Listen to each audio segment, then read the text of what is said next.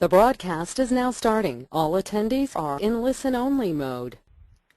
Good day to everyone joining us, and welcome to today's webinar featuring Bend Research, the use of dielectric scanning to probe for cellular biomass, viability, and morphology in laboratory, pilot, and industrial bioreactors. My name is Donna Papacosta, and I'll be your host for today. The webinar will run for about 60 minutes, including a Q&A session toward the end. The session is designed to be interactive, so please feel free to type in questions and comments throughout the presentation. You can use the questions function on the panel on the right-hand side of your screen. If we can't answer your question during the allotted time period, we will be sure to send you a direct reply after the live webinar. At this time, all participants are in listen-only mode. The event will be recorded and made available for download from www.bendresearch.com. The presentation slides will advance automatically. If you need technical assistance, please contact GoToWebinar at the numbers displayed. In the U.S., that's 800-263-6317 or 1-805-617-7000. Now we'd like to begin the formal presentation. For more than 35 years, Bend Research has worked with clients to solve their most difficult scientific and technical problems so they can advance new medicines that improve human health. Bend's success is based on our ability to develop, advance, and commercialize pharmaceutical technologies which grow from a solid base of scientific and engineering understanding. At Bend Research, our capabilities include formulation and dosage form support, process development and optimization, manufacture of clinical trial quantities of drug candidates in our cGMP facilities, and advancement of promising drug candidates from conception through commercialization. Bend Research is a leader in novel formulations including SDDs and hot melt extrusions and controlled release, inhalation, and biotherapeutics technologies. We have nearly 300 employees in 6 state-of-the-art facilities in Bend, Oregon in the U.S. I'd now like to welcome our speakers for today's seminar, Lisa Graham, Ph.D., PE, and Brandon Downey. Dr. Lisa Graham is a Senior Vice President at Bend Research. She's responsible for business development, particularly for biotherapeutics and new technology areas. Dr. Graham's areas of particular focus include growth of the biotherapeutics business programs for large molecules and leveraging technical expertise in the application of fundamental engineering knowledge to the development of models and other tools. The goals of these tools and models are to promote in-depth understanding of pharmaceutical unit operations to promote efficient scale-up, scale-down, and technology transfer for small and large molecules. She received a BS in Chemical Engineering and a PhD in Chemical Engineering, both from Oregon State University. She's a licensed professional engineer in Oregon, the author of 10 scientific papers, and a member of the Oregon Institute of Technology President's Advisory Council, the Oregon State University Chemical, Biological, and Environmental Engineering Industrial Advisory Board, and the Oregon University Systems Engineering and Technology Industry Council. Dr. Graham has been with Bend Research since 2002. Brandon Downey is a research chemical engineer and technical group leader at Bend Research, where he works on new technology development programs. His primary areas of expertise and responsibility include the development, scale-up, and integration of new manufacturing technologies into biotherapeutic production processes. He has worked extensively with dielectric spectroscopy probes applied to monitoring and control of mammalian cell culture processes. He earned his BS in Chemical Engineering from the University of Colorado in Boulder. And now, without further ado, I'd like to hand the microphone over to Lisa Graham. Lisa, you may begin when ready. Great. Thank you, Donna, very much for introducing the webinar today. And thank you to everybody who's on the phone. I appreciate you taking the time out to listen to the technology discussion that we're going to have for the next hour. The outline shown here gives an idea. We're going to touch on the fundamentals of the technology, really go to depth on understanding it. Brandon will also then take us through a couple of case studies. And then finally, I'm going to wrap up with a few broader applications on the area. And so with that, I'll jump right into an introduction of the technology. So I'd like to start with a single slide before Brandon gets started that attempts to put dielectric spectroscopy in context for why it is useful in bioprocess development. So in preparing the presentation, we did quite a bit of work to better understand both why we, as well as other scientists, might be trying to leverage this kind of tool in order to get real-time observability of what's really happening in a bioreactor.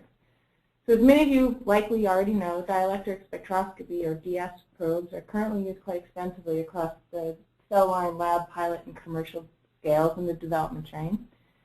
And for example, we want to talk about this idea that if we look at the cell culture development or lab scale specifically, that using this kind of tool can open the door for building stronger process development methodologies. If we start to look at places where the dielectric spectroscopy probes are used in pilot or commercial scale, then we also see where these kinds of technologies lend themselves to really innovative process monitoring and control strategies. So as we've been using this technology in-house here and in talking with a number of folks in industry, we've realized how important it is that to really leverage the power of it, we need to better understand the fundamentals. And so before I talk about the broader applications here in more detail, I'm going to hand the mic over to Brandon, who's going to take us through the next few slides. All right. Thanks, Lisa. In the following next few sections here, we're going to start by going through the fundamentals behind the technology, and then, as Lisa said, we're going to go through two case studies. One involves being able to more accurately measure total biomass of the system using frequency scanning information, and the other case study will involve using that frequency scanning information to actually learn something more about the basic biology of the cell. So to get started here, in order to understand all the ways that dielectric spectroscopy can be useful in cell culture, it's helpful to explain the theory behind why we think the technology is so useful. So to start, we're going to spend about 15 minutes going through the basic physics of the technique before diving into how it's been useful and where we see it going in the future. So when interrogating a new system like this, it's always useful to visualize the physical situation. And so for those that might not be familiar with the technology, DS probes or dielectric spectroscopy probes work by sending out an electric field into the bioreactor and measuring the electrical response due to the polarization of anything with the membrane. So in the case of a bioreactor, obviously the polarization we're measuring is due to the cells that are in the bioreactor. So anything that can polarize in response to this electric field that we're sending out will be detected as a capacitance. And so essentially we're treating the cells like little capacitors in this situation. So the current major application of the technology is to measure the total capacitance over time in a bioreactor. And so if we imagine that each cell behaves as a capacitor, then the more cells we have, the more total capacitance that we ultimately measure with the capacitance probe. So we can use this fact to determine the total biomass of the system. And so today we're actually going to review this application, and some example data is shown there on the right as total capacitance over time.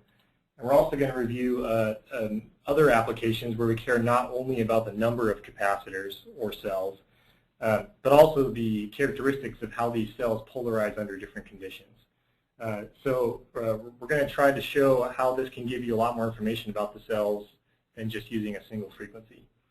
But so to explain kind of how this is possible and how the technology works, we need to kind of take a step back to physics class for about 10 minutes here. But don't worry, we'll get back to the biology pretty quickly. So we mentioned at the beginning of the talk that cells act like capacitors in an electric field. So the question is, what does that really mean in terms of basic physics? Well, to answer that, we really need to know what a capacitor is. So a capacitor is simply, at its most simple level, a way to store charge. So a man-made capacitor, like the type that's likely in your iPhone, can be described by the figure in the bottom left here. So this capacitor consists of two conductive plates, which are shown in red. and those plates are connected to a circuit, which are denoted by the black lines there, to some voltage source. Sandwiched in between these plates is an insulating material known as a dielectric, and that's shown in the light yellow there. So this dielectric actually helps the capacitor to store charge, and we're going to come back to that in a minute. The point of this slide is that a cell can be thought of as an analog of a man-made capacitor. So this is shown in the figure on the bottom right there. In this situation, the situation of a cell, any isolating membrane containing ions will act somewhat as a dielectric by polarizing at the interface. And this is called Maxwell-Wagner polarization. So you might have heard that before if you own these probes. So one other point to make here is that the total amount of charge that a capacitor can store, which is defined as the capacitance C in this equation, depends on both the geometric properties of the capacitor, which are A and D, the area of the plates and the distance between the plates, as well as the properties of the dielectric, which is denoted by epsilon there, and that's called the permittivity. So capacitance and permittivity, in our case, are directly proportional in terms of geometry, and so for the rest of this talk, we're going to consider permittivity and capacitance to be equivalent measures. We saw in the last slide that the major factor determining how well a capacitor stores charge is based on the properties of the dielectric, which is the material between the electrodes again. So if we care about how well a capacitor or a cell is storing charge, then by definition we care about dielectrics. So what's a dielectric? A dielectric is essentially an insulating material that contains a bunch of dipoles. So these dipoles are more or less randomly oriented under normal conditions. So the analogy for this is kind of like having a block attached to a stationary wall by a spring, but in the native state, the spring is relaxed. So obviously, if I don't do anything to that block, it's just going to stay where it is. So the dipoles can be thought of as these blocks attached to springs. So now if I force all the dipoles to face a certain direction by charging the electrodes, that actually takes energy. And so that's kind of like pulling the block back attached to the spring. So now obviously if I let go of that block, the spring is just going to pull the block right back to its starting position. And so the analogy is true of dielectrics as well. If I release the field that's been polarizing the dipoles of the dielectric material, the dipoles are going to go back to their randomly oriented position and release that stored energy in the process. So another aspect of dielectrics that we won't deal too much with in this presentation, but I wanted to mention is that you also lose some energy in the process of polarizing these dielectrics. So this is quantified by another component of permittivity called the dielectric loss. And that's sort of like adding friction to the block diagram above. So the next question is, so we've established that we care about dielectrics. The next question is, how do we measure the properties of dielectrics? And so it turns out if we subject a capacitor to an alternating field, that is a field where we're flipping the charge back and forth through time, it acts as a special circuit known as an RC circuit, or a resistor capacitor circuit. So, so in an RC circuit, which is shown on the upper left there schematically, we have an ideal energy storage component, and that's shown in the red parallel plates there as an ideal capacitor, which is 100% energy storage. And we also have an ideal loss component, or a resistor, which is shown in green, and that's 100% energy loss. And these are in series in this circuit. So since we are surmising in this case that cells are acting like capacitors under our electric field, we can surmise that they'll also behave as an RC circuit in an AC field, or alternating field. So the question is, why use an alternating field? Why not just use some other step function type field? The nice thing about alternating fields is that we know exactly how an RC circuit is going to respond if we put it in a field of this type. And furthermore, we can very easily measure the response. So if we send out this alternating field, which is shown as the blue sine wave on the figure on the lower right, we're going to call that the driven field. and those are broadcasted from the blue electrodes on the probe shown on the lower left. The cells will produce their own field because of the fact that they have polarized in the presence of the blue field. And so the field that the cells generate themselves can actually be detected by another pair of electrodes, the receiving electrodes that are shown in red there on the diagram on the left. And so that's shown as the response field, which is the sine wave, the red sine wave on the right. The way we can measure this is that we can characterize the differences between the driven and the response fields by measuring both the magnitude change between the two fields.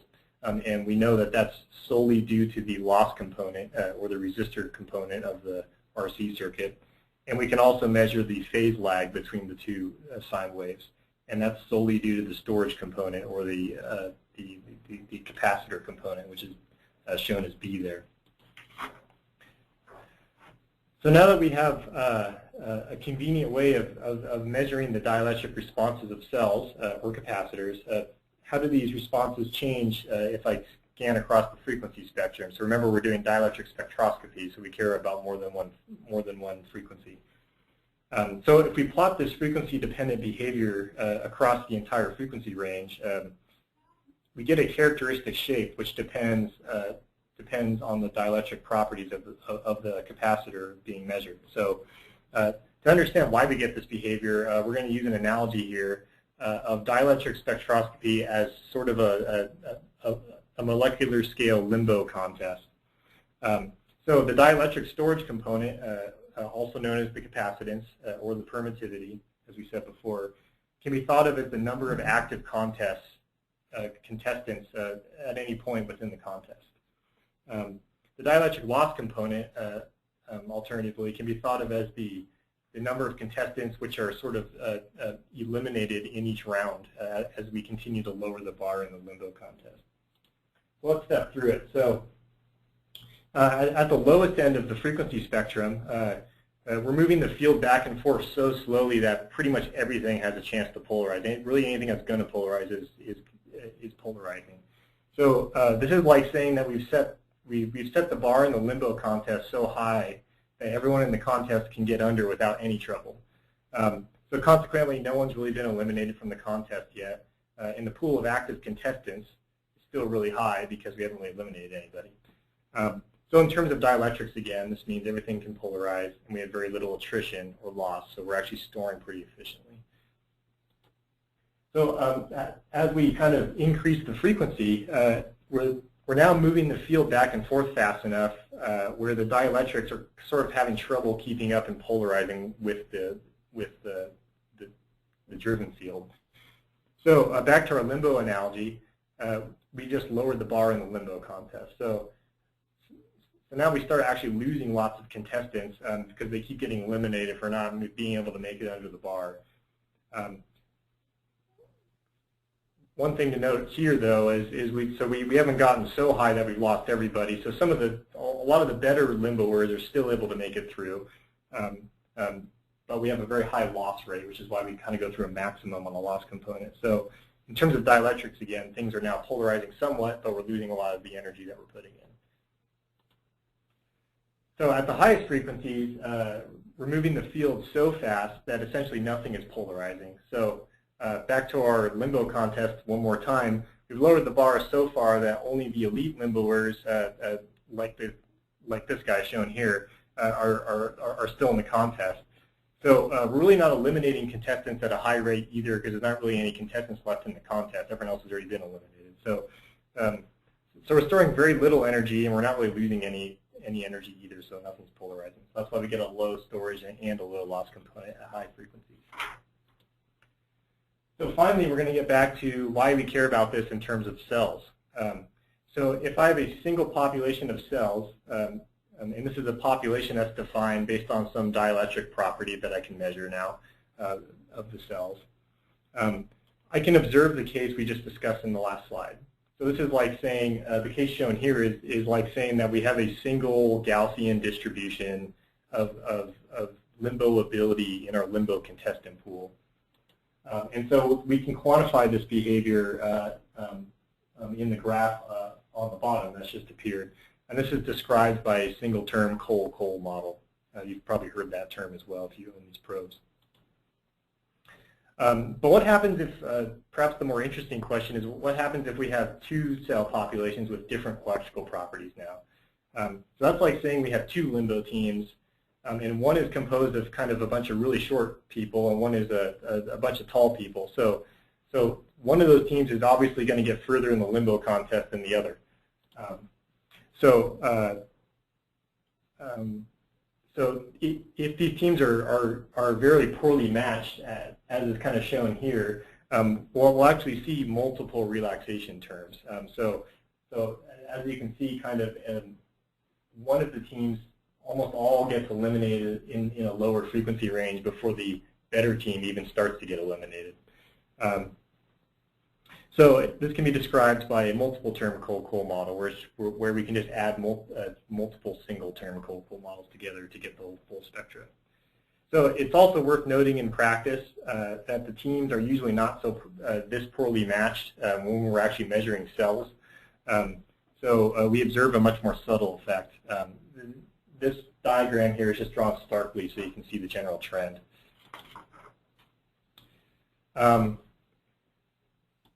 So we've seen now how having multiple populations of dielectrics or cells or even limboers, if you like, can be detected by dielectric spectroscopy using frequency scanning. So we're just going to wrap up the fundamental section now by mentioning that this has all been observed in the literature using dielectric spectroscopy on cells. So there's a bunch of specific references included here where the authors have manipulated dielectric properties of cells.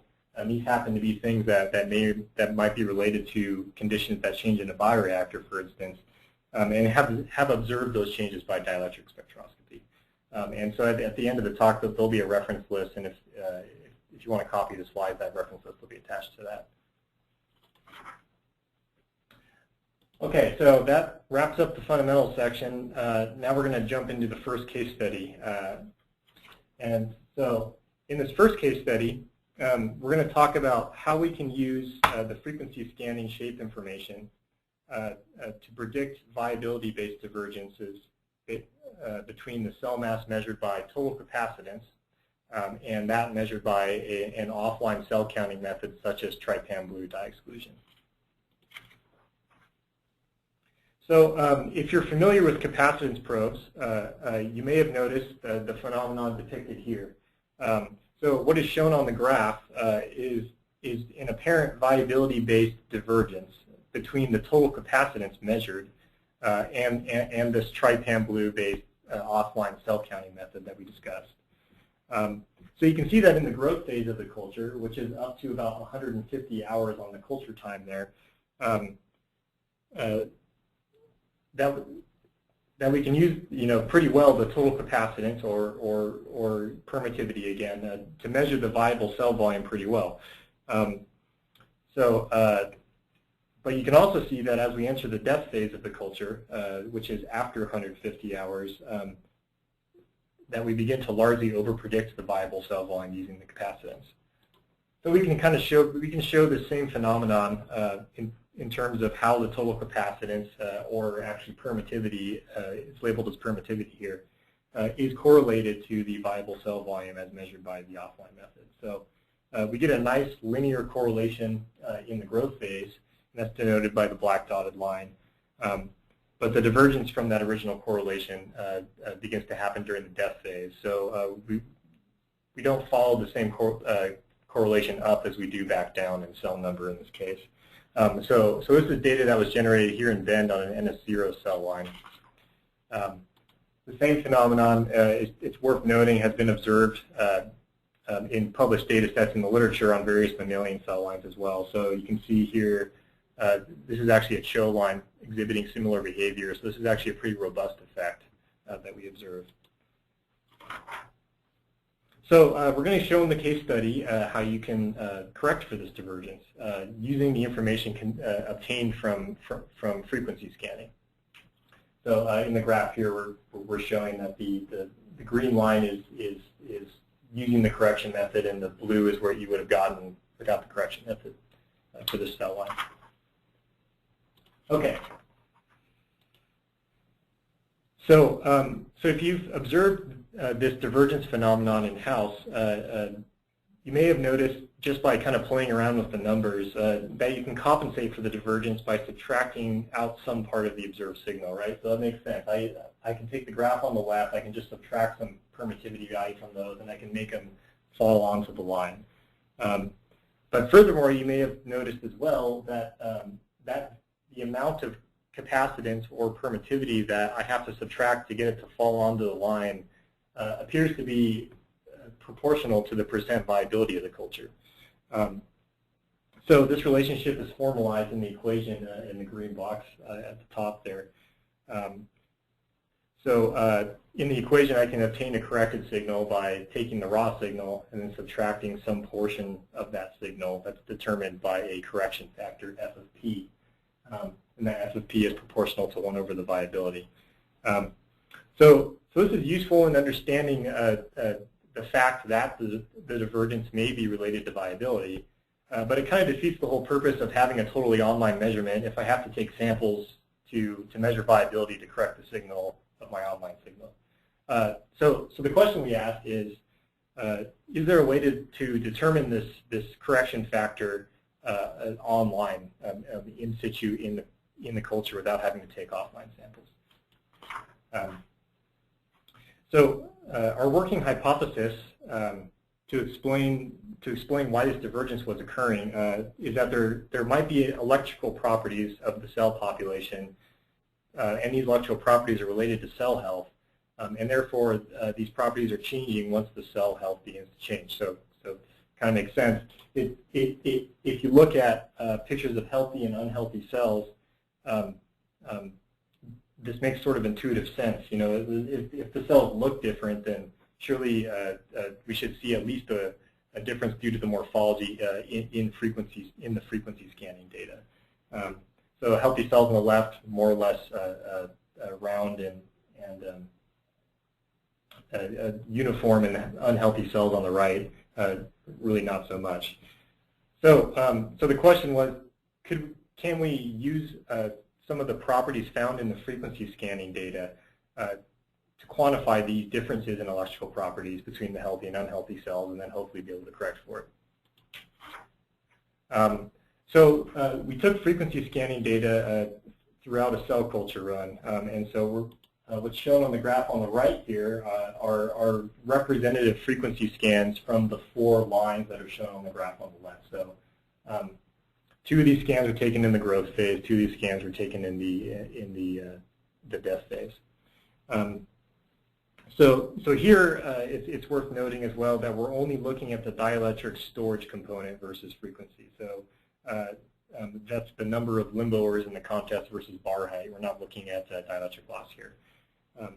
So what you'll notice is that these curves are all these curves are kind of at different heights, and they may or may not have different shapes. And so this is really due to the fact that we have a different number of total cells at different points throughout the culture. So if we really want to get a good idea of how of these shapes of these curves relative to each other, we have to take the total number of cells out of the equation. So we can remove this confounding effect of cell number by normalizing each curve from 0 to 1. So this is kind of a pretty common engineering trick to do in transport and things like that. But we do this here by dividing the capacitance at each frequency by the capacitance observed at the lowest frequency. So when we do this, we observe a pretty interesting pattern, which is shown in the graph on the right. So during the growth phase of the culture, the normalized curves, which are labeled as green and blue here, are actually so similar in shape once I normalize them that they essentially lie right on top of each other. But as we move into the death phase of the culture, things begin to diverge from the shape of these initial growth phase curves. And so these curves are labeled as the yellow and the red curves here. So initially, it kind of looks like we're supporting our initial hypothesis. A stable dielectric spectrum is observed during the growth phase, which is when we observe healthy cells. But as we go through the death phase, our spectrum progressively moves further and further away from this growth phase shape, and we observe more and more unhealthy cells. So if we want to actually use this shape information, we have to actually quantify it somehow. And so to do that, we just use the simple area ratio in this case. So in the ratio, we take the area under the upper part of each frequency scan and divide that by the area of the whole frequency scan, basically. So we're really asking how much of that curve is in the upper frequency band, which is where we see the change, the majority of the change in the scans occurring. So the mathematical formalism is shown on the lower left there for that. If we now take this number, which again is just quantifying the shape of this curve over time, we get the curve shown on the right. So this looks suspiciously like the inverse of a viability curve for the culture. And remember, we said at the beginning that our fudge factor or correction factor appeared to be inversely proportional to the viability. So so far it's looking good. So if we attempt to correlate the area ratio now that we calculated in the last slide to the observed percent viability for this cell culture run, we actually get a pretty decent correlation. So the graph on the left shows the correlation. The graph on the right shows the viability predicted by that correlation. So it looks like we can predict percent viability using the shape information contained in the dielectric spectrum. So the next question is, can we use that information to actually correct for this death phase divergence that we see between capacitance and trypan blue cell counting? So since I sort of gave away the punchline at the beginning of this section, we all know the answer is yes. So shown here is the data from our cell culture run, showing the correlation between total permittivity, or capacitance again, and viable cell volume as measured by trypan blue cell counting. So here we've actually split the data up into the growth phase points, which are shown in green, and the death phase points, which are shown in red. And so remember that the green points correspond to when we observe healthy cells, and the red points correspond to when we observe unhealthy cells. So now if we employ that area ratio metric, which is just describing the shape of the dielectric dispersion again, to predict our correction factor from the beginning, that we actually get all the points to fall onto the growth phase line. And if we now use that new correction method to predict the viable cell volume by corrected capacitance, we get the following result, where the corrected capacitance is shown in green, and the uncorrected capacitance is shown in blue there. So you can see that we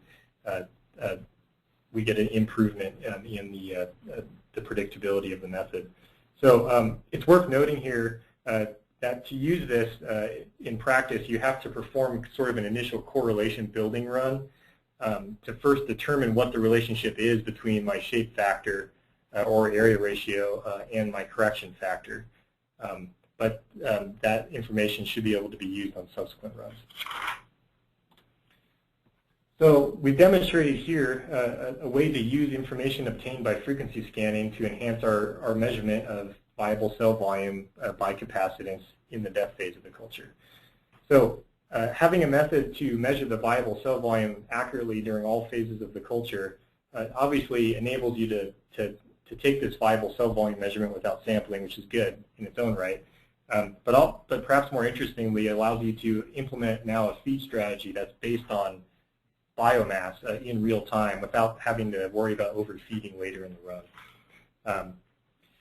And then ultimately, you'd like to be able to implement that in such a way where you can integrate it in sort of a more advanced feed strategy. All right, so now that kind of wraps up the first case study. Let's move right on into the second case study, which is where we're going to demonstrate how to use frequency scanning information to perhaps predict about changes in observed cell physiology over time.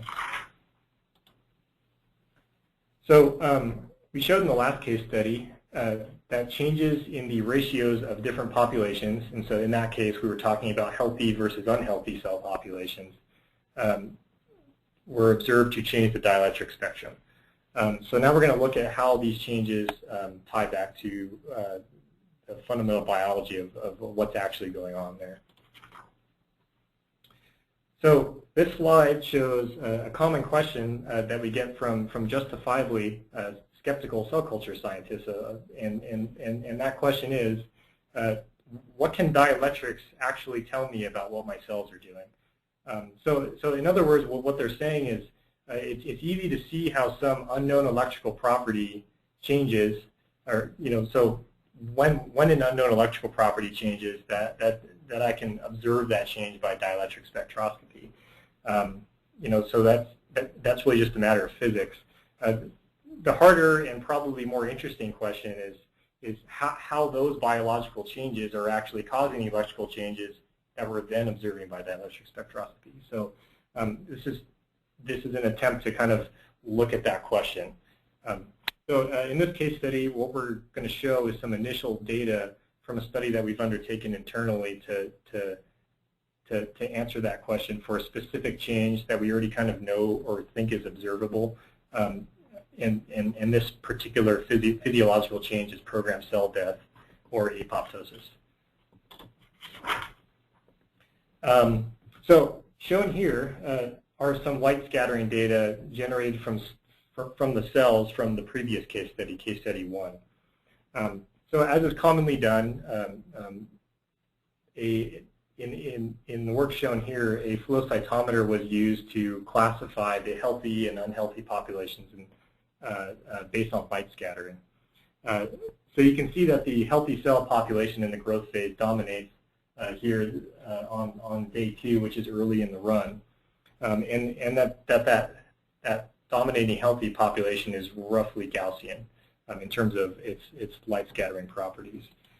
But if we look at the same cells during the death phase of the culture, we observe that the healthy population is still there somewhat, but we also have this unhealthy population that has grown in. We can also observe that those unhealthy cells scatter light differently than the healthy cells did. And we also showed that these differences correspond to the differences that we observed in the dielectric spectrum. So the question is this apoptosis or necrosis, or is this some other change in cell behavior that is yet to be discovered? In order to kind of answer that question, we attempted to reproduce this observed shift here, doing a controlled apoptosis experiment. In the experiment, 2 fed batch bioreactors were run in parallel, each with an identical fed batch process growing CHO cells. So we've actually switched cell lines between the last study and this study. The cultures both these cultures, the control and the experimental, were monitored using frequency scanning dielectric probes. So on day 14, the experimental culture was treated with 1 micromolar staurosporin, which is a known initiator of apoptosis in mammalian cells. So the graph shows the viable offline cell density over the course of the culture for both the control and the staurosporin culture. And so you can see that, as predicted, after we add the staurosporin, which is denoted by the dotted black line there, that the staurosporin cell number falls precipitously compared to control. Note that the control still drops slightly over that time frame, but not nearly as precipitously as the staurosporin culture. So the green box shows there, or shown here, is going to be the time window that we're going to be looking over for the dielectric spectra shown on the following slide. So shown here are the resulting spectra over time from the 2 cultures. So the curves are presented here over that entire 72-hour window, sampled every hour, and the curves are covered are colored rather from blue to red through time. So the earliest time points are blue. T equals 72 hours is the red. And also these curves are normalized from 0 to 1 using the same method as in the previous study. So in the control culture, we observed very little shift in the dielectric spectrum over time. That's shown on the lower left. So this is to be expected. We really only see a slight drop in viable cell density at this point in the culture. We don't see a catastrophic cell death event. On the culture on the right, however, where we added the staurosporine, we observe a rather drastic shift in the shape of the spectra over time. And one of the things to note is that the shift, again, is in that high frequency part predominantly of the curve. So this is very similar to the pattern that we saw in the dielectric spectra in the last case study. So this is a pretty telling and interesting result for us. So from here, we actually performed additional experiments to determine which phase of apoptosis seems to correspond to this change in the dielectric spectrum by staining for activation of cap spaces and certain other biomarkers, which are the hallmarks of apoptosis. And so unfortunately, our time is finite today, so we won't be able to share all that data, since that's really a whole hour-long talk in itself. But the results of this work, I think, will lead to are very exciting and will lead to a better fundamental understanding of the causes of cell death in bioreactors.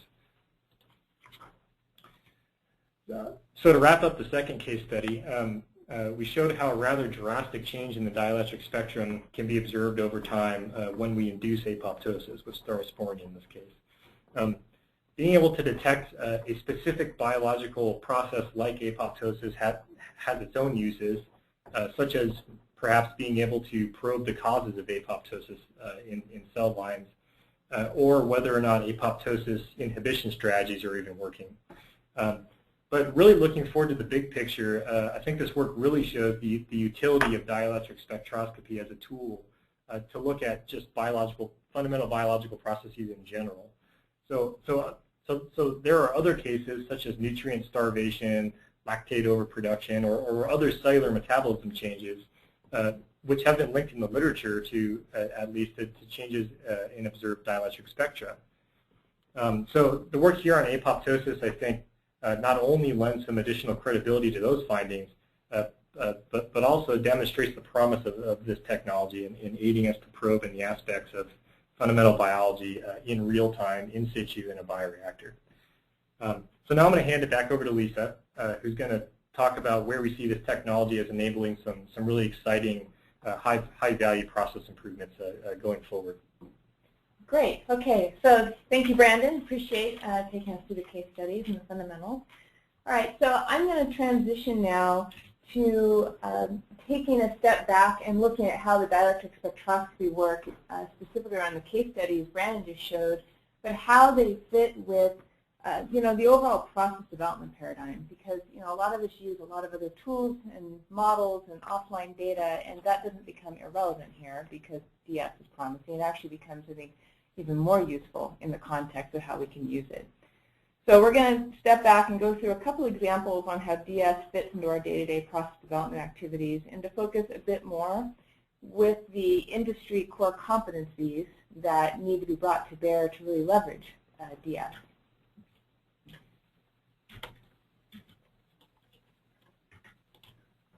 All right, so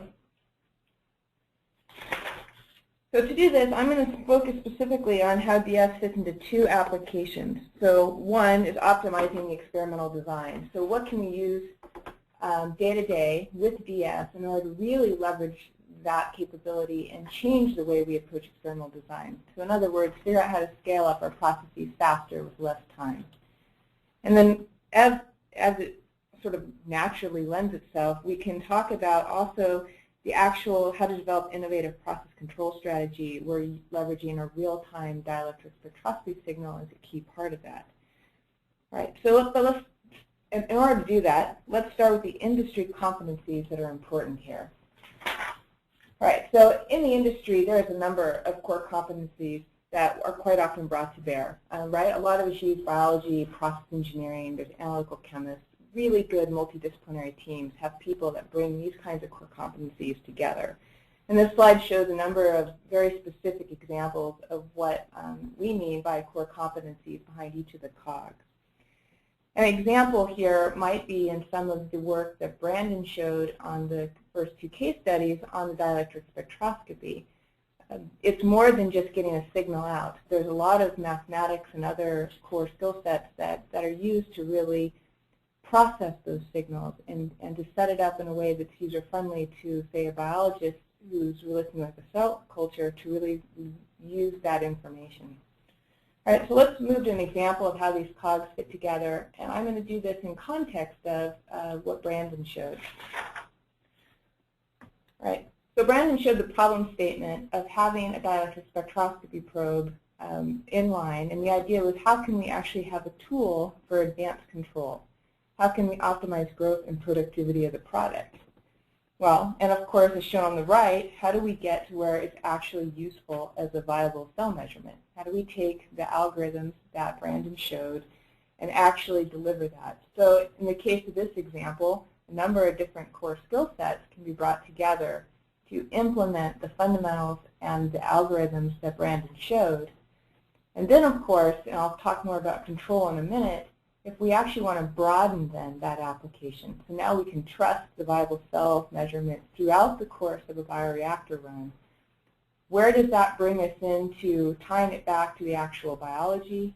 Where does that bring us to developing, let's say, a CFD model of a bioreactor to look at the hydrodynamics? And by modeling, we usually mean verified or validated models, so things that we actually feel comfortable tying back to the reality of what it is we're studying. And then, of course, a key component is really understanding the metabolic flux models that need to happen. So it's great to know what's coming into the cell and what's coming out of the cell. And if in real time we can get viable cell measurements, then we can really start to put this all together. All right. So how do we go about building upon what Brandon showed us to actually change experimental design? So this next couple of slides talks about a flow chart for how we see applying dielectric spectroscopy in the laboratory. And as I mentioned a minute ago, signal processing is a pretty key component here to really leverage the amount of information we can start to get out of dielectric spectroscopy as we look at the power of frequency scanning and those kinds of concepts. So in this case, we already leveraged DS. We obviously want to run the right experiment, so that's important. So we need to understand how to correlate biology changes back to changes in the spectra, and Brandon showed that in case study 2. It pulls hard on the biology core competencies. And then it lends itself to how to best compile and visualize the data, which obviously pulls on applied mathematics. And then finally, with those competencies brought together, we have a platform where we can really step back and interpret the spectra. And of course, being able to do that with just the DS piece here allows us to use just dielectric spectroscopy to start to probe, as Brandon said, the effects of various feeding strategies or process conditions on what's happening with cell culture. Now, part of this section is really to focus on how DS fits with other tools. And so this slide shows how do we couple the power of this new technology, or not new, but important technology with other key data. So how can we get it really understanding cell state and really optimizing the design? And again, automation and model development are key. And so as Brandon showed, we'll talk about the raw dielectric data, we talk about visualization, but given the advancements made around IT and computer processing and some of that, we can actually, in parallel, look at all the data we're generating, let's say offline measurements of metabolites, feed concentrations, the product itself. And then in putting those together now, in real time, we can have a database where we can start to look at actual mass balances and cell states by looking at all the information we're gathering in the lab. And then, of course, there's usually some other information around the cell lines, around metabolomics, for example, that gives some context for maybe what we're seeing move together. So in putting together the biology and the technologies and the ability to put all that data together, we now have the basis for developing a conceptual, a physical model of what's really impacting the cells and set it up to apply things like multivariate analysis so we can see trends of which variables are moving together that we might otherwise miss trying to graph things one at a time or not looking at all this information overlaid. And of course, ultimately, this gives us product information so we can start to really predict impact of something we're doing upstream, let's say timing of a glucose feed, with the product quality that we want. This is just a conceptual idea of how to put dielectric spectroscopy in a framework with actually all the information we gather in the lab. And then I'm going to talk next about, with this kind of framework or foundation in place, that it lends itself for some really innovative process control techniques. All right. So this last application talks about enhanced process control. So we talk a lot about issues with lactate production or overfeeding, product quality issues, and a lot of it can come down to streamlining a bit more about how we interact with the bioreactor itself. So in this particular case, we want to take all the information I just talked about on the previous slide that we're gathering about the physical situation of what a cell is taking up and producing. And then leveraging those process sensing technologies, so we focus on dielectric spectroscopy here, but it's quite complementary with things like Raman or other techniques. But taking the box from the previous slide, the idea of taking noisy bias signals from a variety of data sources, but putting it so we have an improved estimate of the system. So taking the output of the previous slide where we can talk about our fully understood system model gives us now some knobs for doing a more aggressive process control strategy, ultimately allowing us to have prescribed changes in manipulated variables. So back to the questions of how best to optimize feed, now we can use real-time observability coupled with offline checks on glucose or product quality measures and actually proactively now streamline a temperature shift or a glucose feed. And of course, the goal being we have controlled variables around tighter quality viable cells, for example.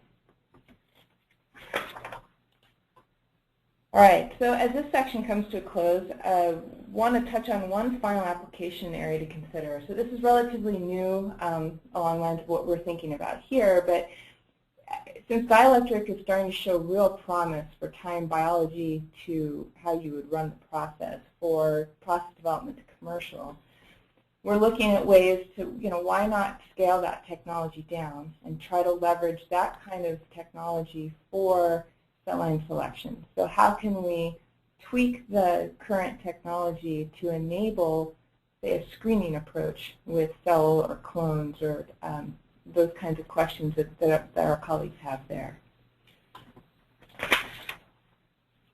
Okay, and so with that, we've reached the summary of the presentation. So just to wrap up, we've shown a case study that illustrated how we can make measurements more accurate and useful, particularly in its application to predict viable cell density.